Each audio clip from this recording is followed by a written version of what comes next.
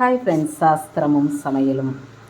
நம்ம கிருஷ்ண ஜெயந்தி எங்கள் வீட்டில் நாங்கள் எப்படி கொண்டாடணும் கிருஷ்ண பகவானை அப்படிங்கிறதாங்க நம்ம பார்க்க போகிறோம். என்னென்ன பஜனங்கள் செஞ்சோம், எப்படி நான் என் வீட்டில் வழிபாடு பண்ணேன் அப்படிங்கிறத, கிருஷ்ணனோட பெருமைகளையும் அவரோட சக்திகளையும் நான் எப்படின்னு உங்களுக்கு சொல்கிறேங்க. எங்கள் வீட்டில் நான் இப்படி தான் பூஜை பண்ணேன். 2 பக்கம் கொத்து விளக்க நல்லா அலங்காரம் பண்ணிவிட்டு அதுக்கு பூவெல்லாம் வச்சுட்டு கிருஷ்ணர் படத்துக்கு பூவெல்லாம் போட்டு பிள்ளையார் ஒன்று பிடிச்சி வச்சுட்டு அவருக்கு மலர் சாத்திட்டு நம்ம பூஜை ஆரம்பிக்கும் போது எப்போவுமே பிள்ளையார் பிடிச்சி வச்சுக்கணுங்க.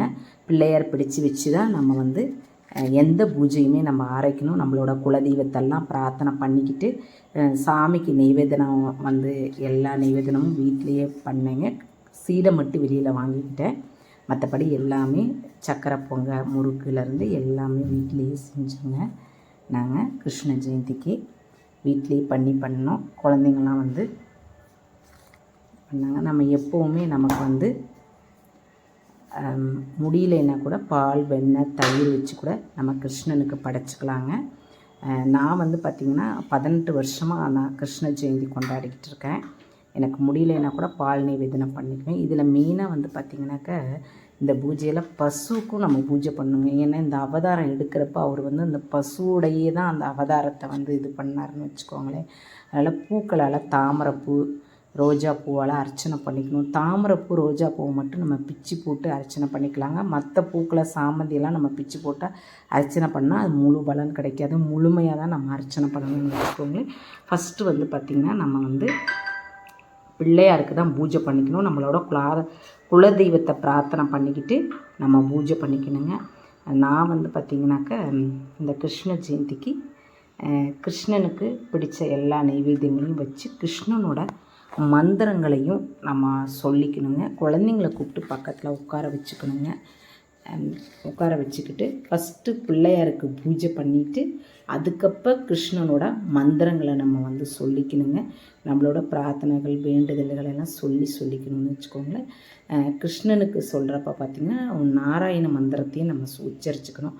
ஓம் நாராயண வித்மகே வாசுதேவாய தீமகே தன்னு விஷ்ணு பிரயோஜதா. இவரோட அவதாரங்கள் நிறைய ஒன்று கிருஷ்ண அவதாரம், மகாவிஷ்ணு, ஒன்று ராமர், அந்த அவதாரங்கள் எடுத்த அவதாரங்களோட அந்த நாமங்களையும் நம்ம சொல்லிக்கணுங்க. இதில் மெயினாக பார்த்திங்கன்னா ஓம் தாமோதராய வித்மகே ருக்மணி வல்லபாபாய தீமகே தன்னோ கிருஷ்ண பிரயோஜந்தாங்கிற அந்த மந்திரத்தை மட்டும் 108 தடவை சொல்லிக்கணுங்க. அதில் பார்த்திங்கனாக்கா கோமாதாவோட மந்திரம் நம்ம சொல்லிக்கணும். கோமாதா இதில் 33 கோடி தேவர்களும் இருக்கிறாங்க அந்த பசுவில். அதனால் கோமாதாவுக்கும் இந்த இதில் நம்ம பூஜை பண்ணிக்கணுங்க. பூஜை பண்ணிக்கிட்டு தூப தீப ஆராதனையெல்லாம் நம்ம காமிச்சிக்கணுங்க. நான் ஃபஸ்ட்டு எனக்கு மேரேஜ் ஆனப்போ நான் கிருஷ்ண ஜெயந்தி தான் ஃபஸ்ட்டு விரதம் இருந்து இது பண்ணினேன். எனக்கு எங்கள் பொண்ணு 3வது குழந்தைங்கிறதுனால நான் கிருஷ்ணனுக்கு நல்லா பிரார்த்தனை பண்ணிக்கிட்டு கர்நாடகாவில் இருக்கிற உடுப்பி கிருஷ்ணன் கோயிலுக்கு எங்கள் குழந்த பிறந்து ஒரு 5 வயசில் அப்புறம் நான் கூட்டிகிட்டு போனேங்க.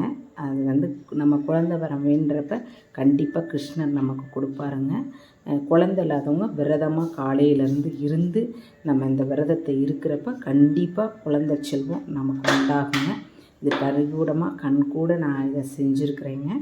இதை விடாமல் 18 வருஷமாகவும் நான் அந்த விரதம் இருக்க முடியலைன்னா கூட நான் வீடுவாசல் சுத்தம் பண்ணி கிருஷ்ணனுக்கு படையலை படைச்சி என் குழந்தைங்கள உட்கார வச்சு அவங்களால பாட்டு பாட வச்சு பண்ணுவீங்க.